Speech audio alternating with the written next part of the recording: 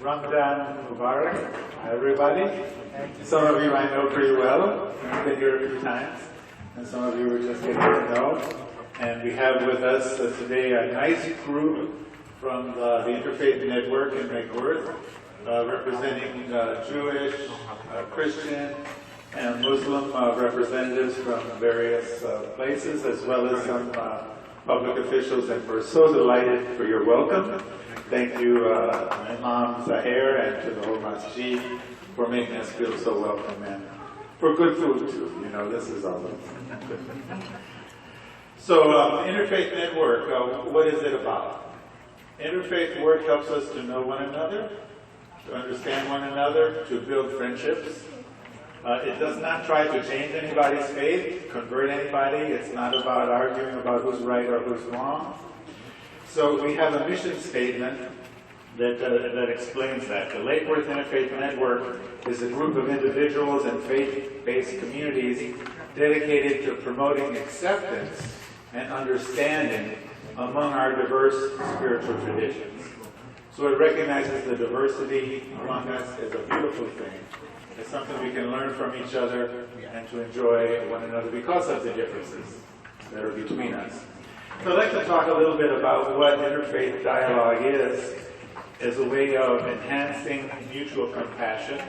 I know in the Muslim tradition it's very important, the Bismillah, Ar-Rahman Ar-Rahim, right? And this means that God is merciful and kind, compassionate, and understanding. So we, with a warm embrace each of you tonight. So the purpose of interfaith dialogue is to know ourselves more deeply and enrich and round out our faith by learning about other people. So the more we learn about how other people express their faith, the more we think about, why do we do this the way we do it? And we become deeper in our own faith because of the dialogue with each other. So we help each other to grow in our faith that way.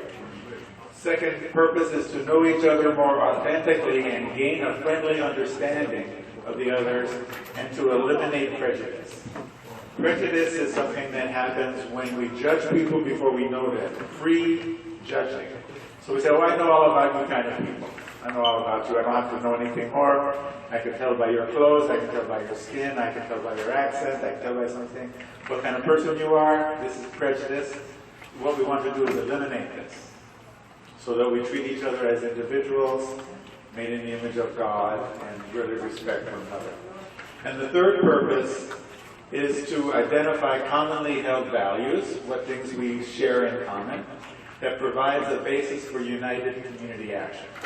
So there's so much that needs to be done in our community to help the poor, to bring justice about, and these are things that all faiths share, and that we can work on together. And the more we know one another, we build projects, and God willing, inshallah, we will help to make our community a beloved community.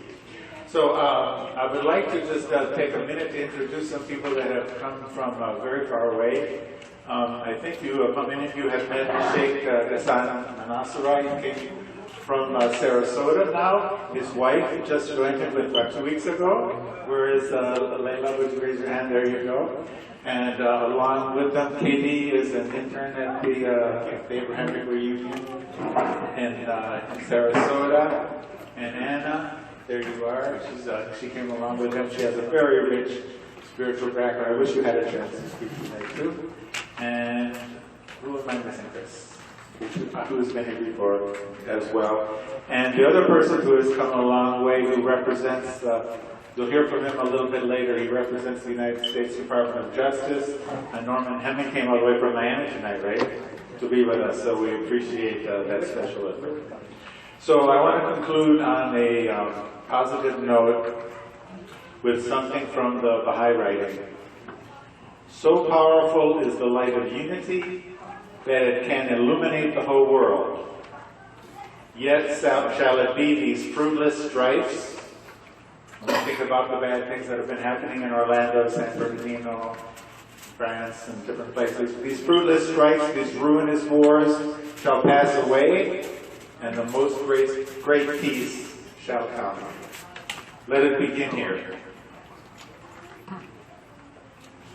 Amen. Amen.